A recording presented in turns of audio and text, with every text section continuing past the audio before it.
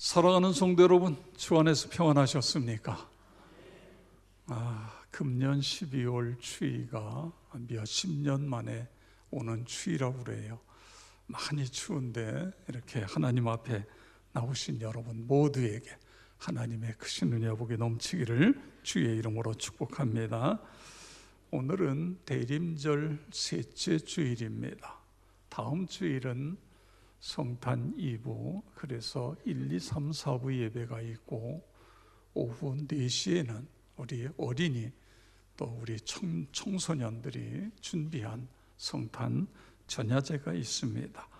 함께 참여하셔서 예수님의 탄생을 기뻐하고 또 우리의 미래 세대들을 마음껏 축복하고 그렇게 해주시고요. 그 다음에 25일 날은 9시 반, 11시 반 두 번 성탄 예배가 있습니다. 이 성탄의 은혜와 기쁨이 내 마음속에, 우리의 가정에, 그리고 땅끝까지 전해지게 해 주십시오. 기도해 주시기를 바랍니다. 오늘은 사중복음 중에 마지막 재림에 대해서, 우리는 그동안 재림의 징조, 그리고 재림하셨을 때에 이루어지는 새 하늘과 새 땅, 새 예루살렘은 어떤 것인가? 오늘은 그 재림을 믿는 사람들은 그러면 어떻게 살아가는 것이 바르게 사는 것인가? 성경은 재림을 믿는 사람들은 어떻게 살라고 말씀하고 계신가? 이런 부분에 대해서 함께 나누기를 원하는 것입니다. 베드로전서에 보면 나그네라는 단어가 반복돼서 사용되어지고 있습니다. 1장 1절에 보면 흩어진 나그네, 곳곳으로 흩어진 그리스도인들을 흩어진 나그네다 이렇게 표현하고 있습니다. 1장 17절에 가보면 너희가 나그네로 있을 때를 두려움으로 지내라. 그 다음에 2장 11절에 보면 거류민과 나그네 같은 너희를 구원하노니, 이처럼 우리를 나그네다. 여러분, 나그네가 뭐지요? 나그네라고 하는 것은 내 고장을 떠나 객지에 머물러 있거나 떠도는 사람을 나그네다 이렇게 표현하고 있습니다.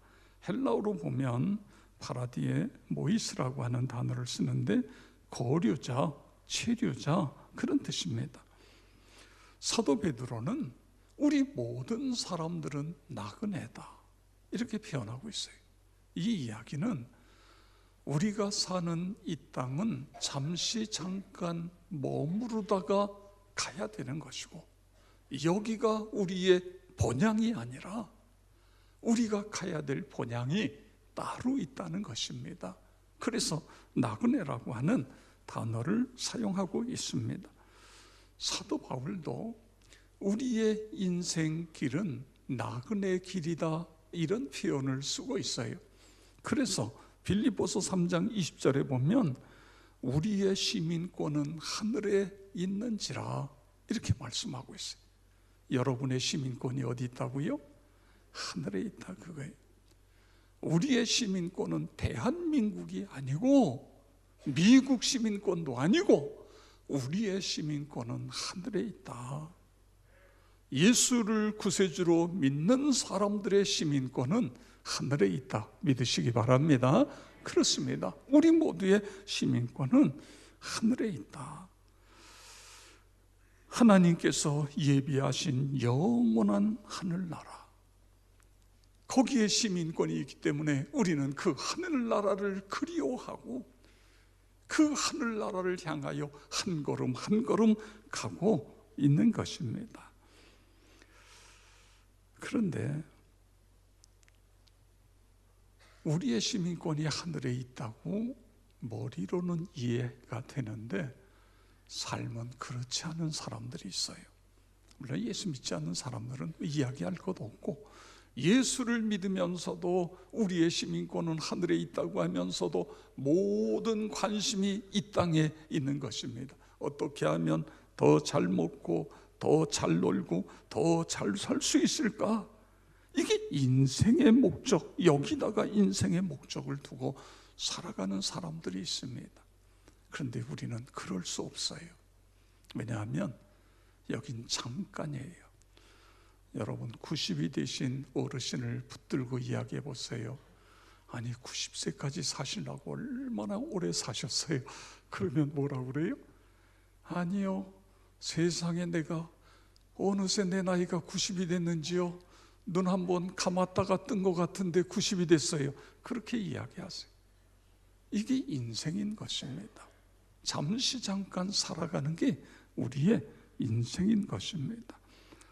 그래서 우리는 천국을 믿고 천국을 소망하고 그리고 이 땅에서도 천국을 살아가는 것입니다. 고린도후서 5장 1절 우리 다 같이 함께 읽겠습니다. 만일 땅에 있는 우리의 장막집이 무너지면 하나님께서 지으신 집 곧 손으로 지은 것이 아니요 하늘에 있는 영원한 집이 우리에게 있는 줄 아느니라. 아멘.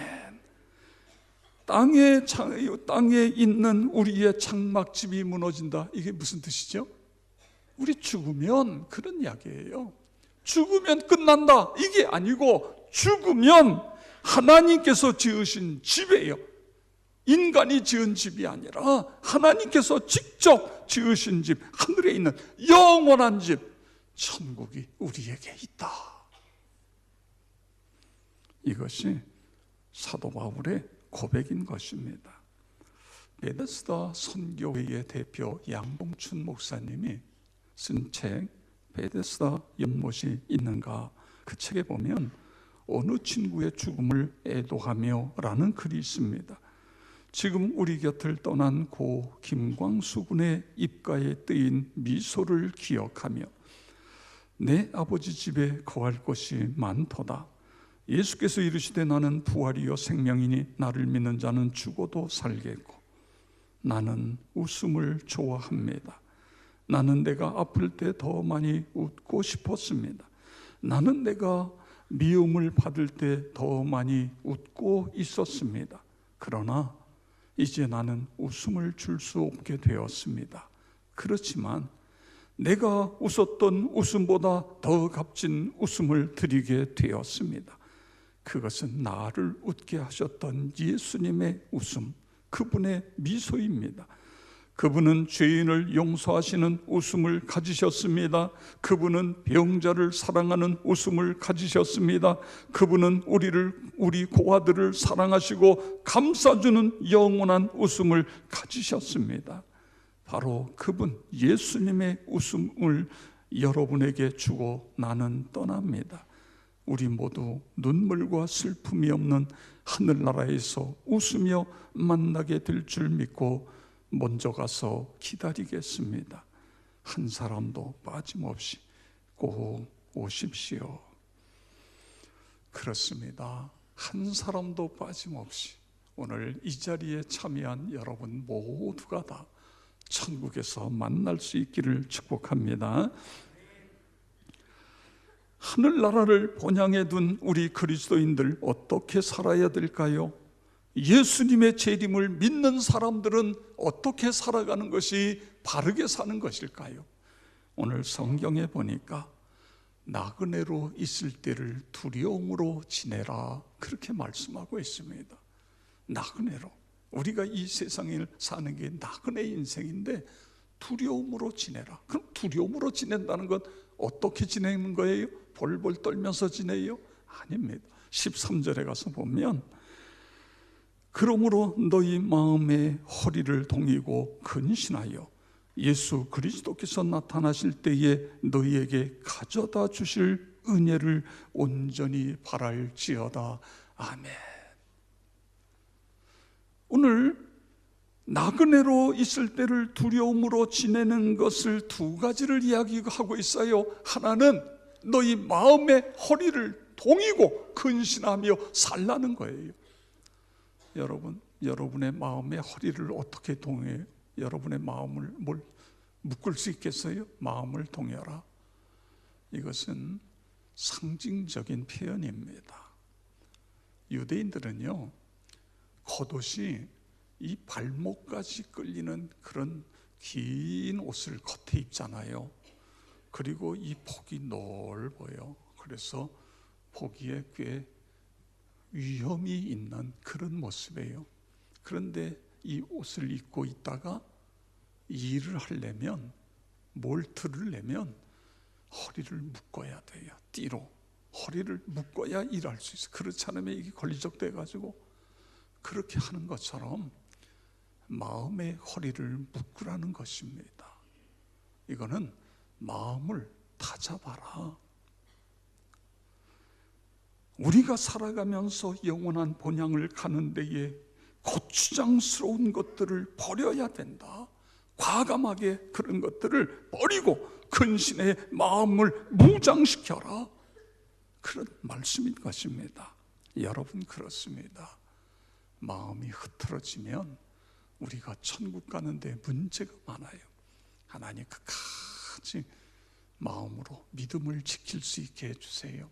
하나님을 따라갈 수 있게 해주세요. 그렇게 되어지길 축복합니다. 자, 그 다음에 너희에게 가져다 주실 은혜를 온전히 바랄지어다. 예수님 재림하실 때 우리에게 가져다 주실 은혜가 무엇일까요?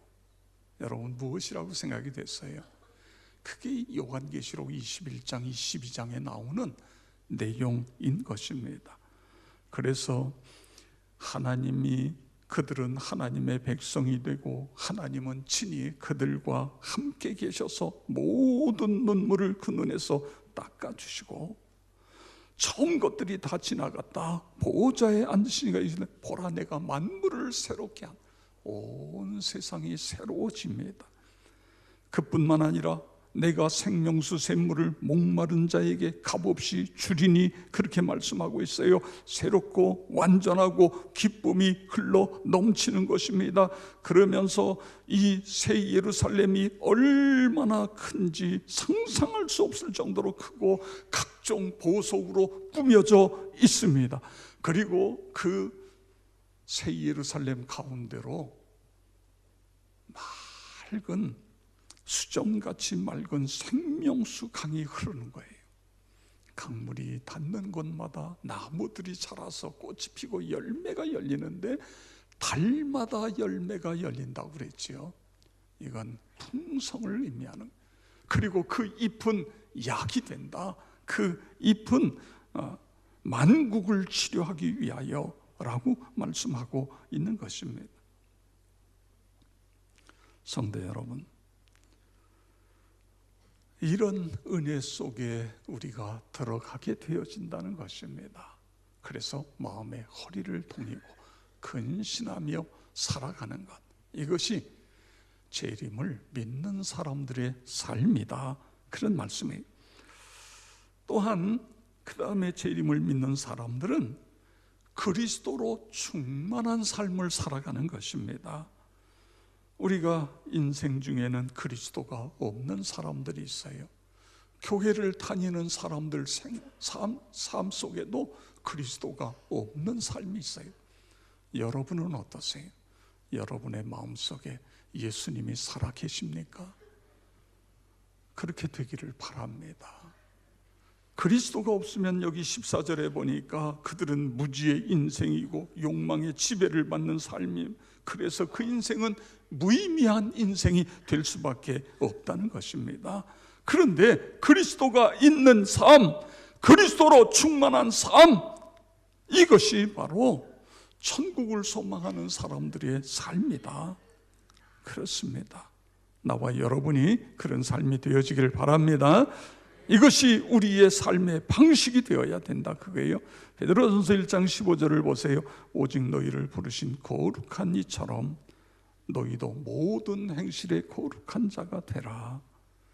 물론 우리는 이 말씀을 예수님처럼 우리가 거룩한 자가 되어야 된다, 성결한 자가 되어야 된다, 이렇게 이해하게 됩니다. 근데 이걸 다른 표현으로 쓴다면 이것은 바로 예수 충만한 삶이다. 그리고 예수 충만한 삶이란 다른 말로 성령 충만한 삶이다, 그거예요. 여러분, 왜 재림을 기다리는 사람들이 예수 충만한 삶을 살아야 돼요?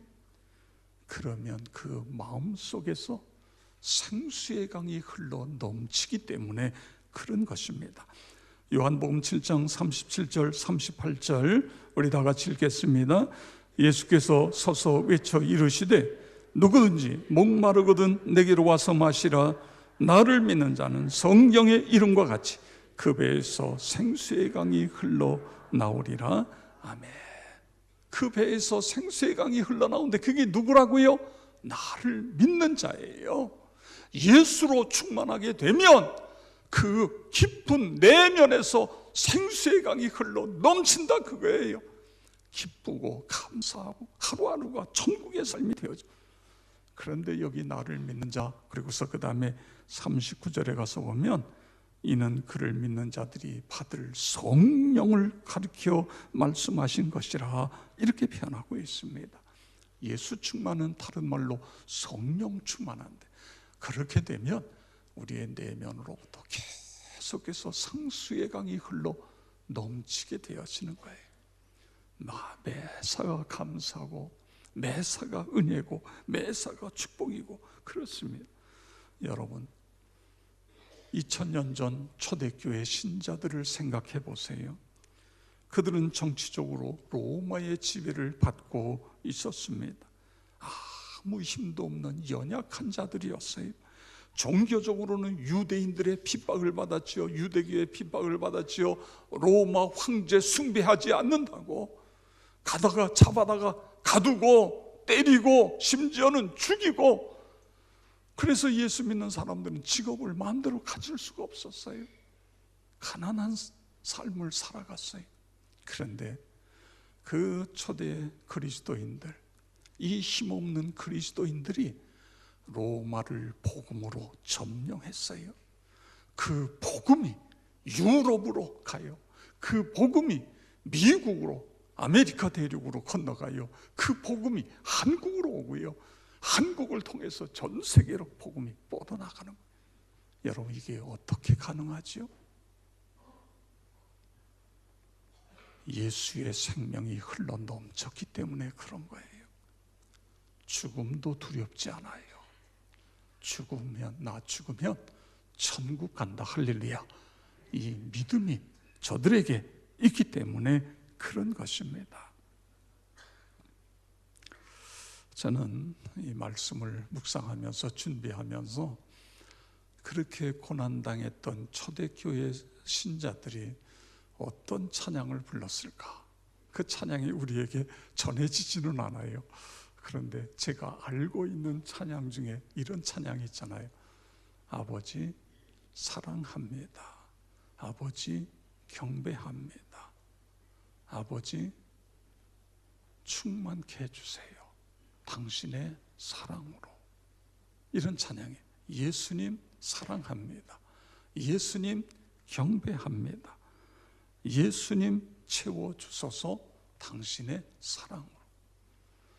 하나님 아버지의 사랑, 예수님의 사랑, 성령의 사랑으로 충만해지면 이 고난도 문제가 되지 않습니다. 이 환난도 문제가 되지 않습니다. 그거 아니겠어요? 우리 한번 이 찬양 함께 불러보겠습니다.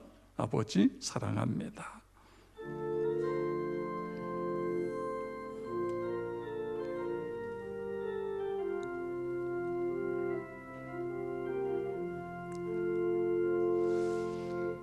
아버지 사랑합니다. 아버지 경배합니다. 아버지 채워주소서 당신의 사랑으로. 예수님 사랑합니다. 아멘. 예수님 경배합니다. 예수님 채워주소서. 당신의 사랑으로 성령님 사랑합니다. 성령님 경배합니다.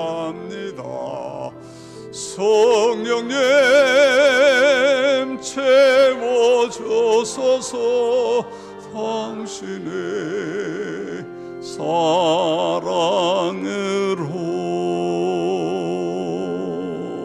아멘.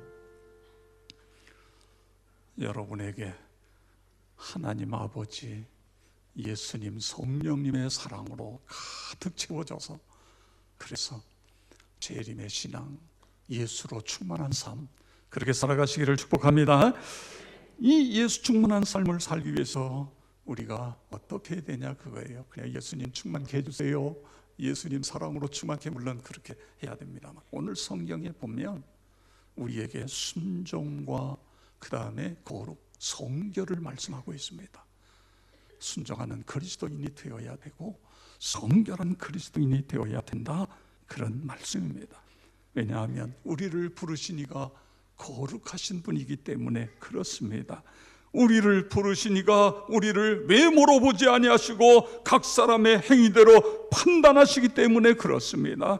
우리가 거듭난 것은 금이나 은으로 된 것이 아니라, 19절 우리 다 같이 함께 읽겠습니다. 오직 흠없고 점없는 어린 양 같은 그리스도의 보배로운 피로 된 것이니라. 아멘. 그렇습니다. 예수 그리스도의 십자가의 보혈로 우리가 구속을 받았어요.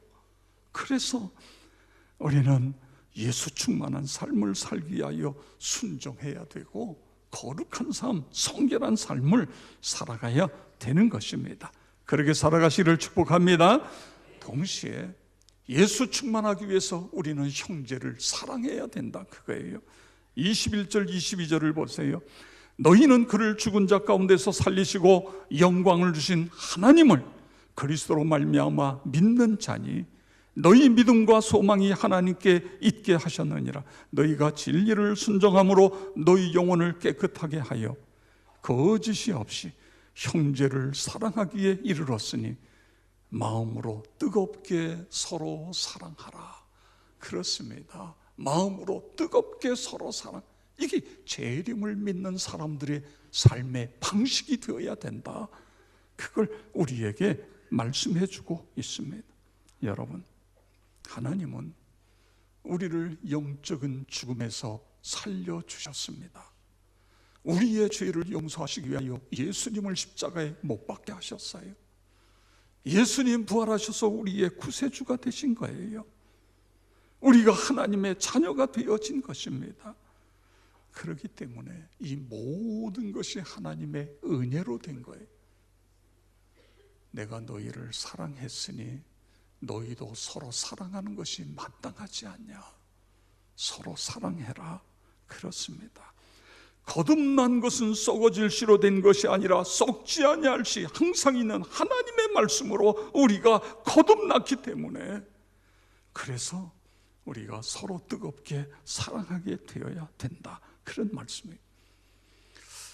어느 공원묘지 관리인에게 수년 동안에 매주마다 편지 한 통이 와요. 그리고 그 편지 안에는 $5, 전신한 $5짜리가 들어있어요. 편지의 내용은 뭐냐 하면, 내 아들 그 묘 앞에 $5로 새 꽃다발을 사서 내 대신 좀 놓아주세요, 그런 내용이에요. 이 관리인이, 묘지 관리인이 그렇게 합니다. 근데 그렇게 하면서 점점 이런 생각이 들어요. 이게 도대체 무슨 의미가 있지? 아니, 죽은 사람 일주일마다 $5씩 그것으로 새 꽃을 갖다가 놓는 게 이게 도대체 무슨 의미가 있나? 이미 죽어서 땅속에 묻혔고 그 영혼은 천국을 갔든 어디 갔든 하여간 그런데 이게 무슨 의미가 있나?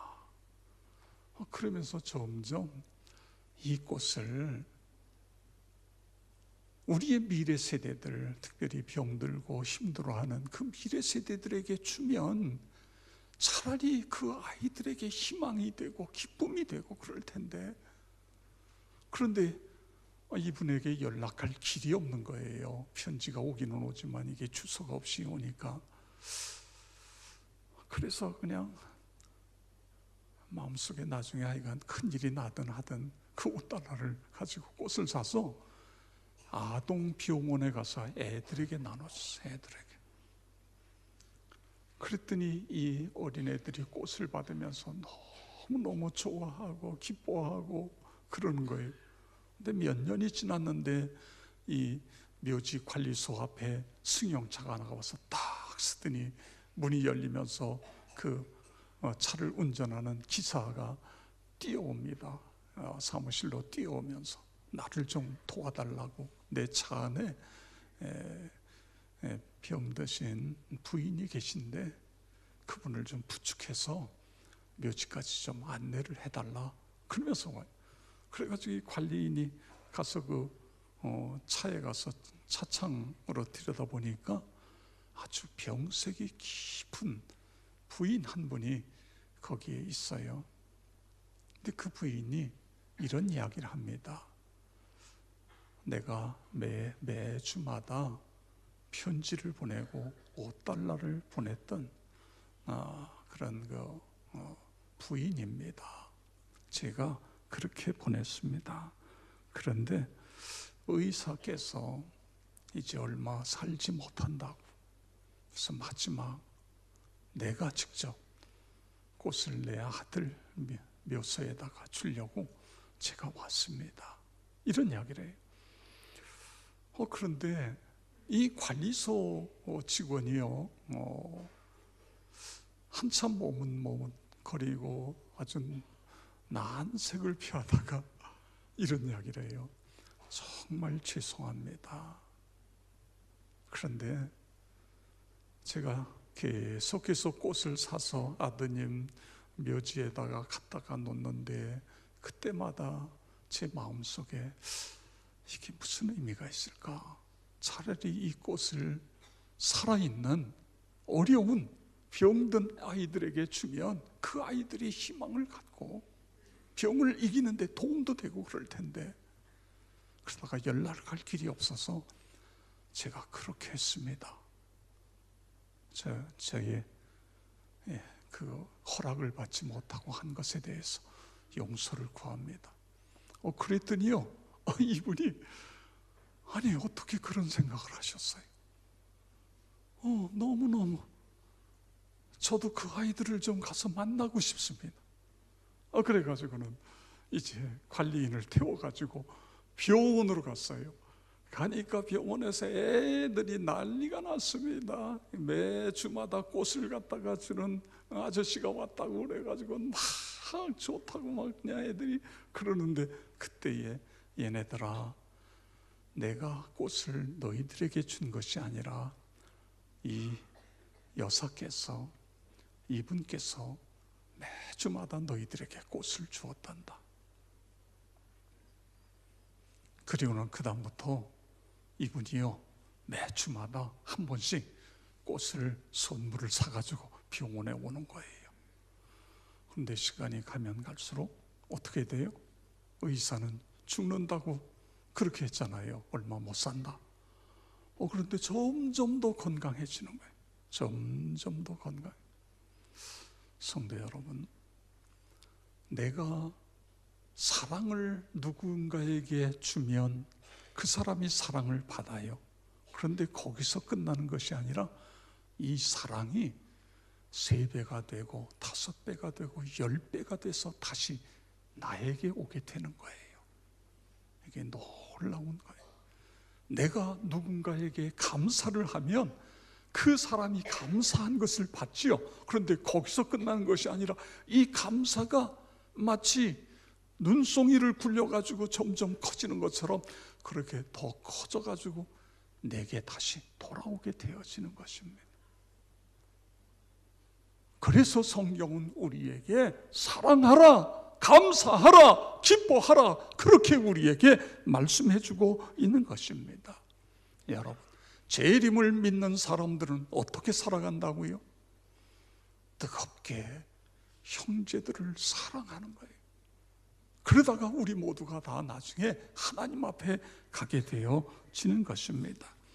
성도 여러분, 오늘 우리는 나그네로 있을 때를 두려움으로 지내야 되는데, 두려움으로 지내는 건 마음의 허리를 묶는 것이다, 근신하는 것이다, 마음을 잡고 끝까지 믿음을 지키고 살아가는 것이다. 그리고 두 번째로는 우리가 사랑하는 거예요. 서로 피차 사랑하는 것입니다. 이것을 우리는 그리스도 충만, 예수 충만, 이렇게 표현하는 것입니다. 여러분 모두가 그렇게 살아가셔서 장차 하나님 앞에 섰을 때에 마라나타, 그렇게 되어지기를 주의 이름으로 축원합니다.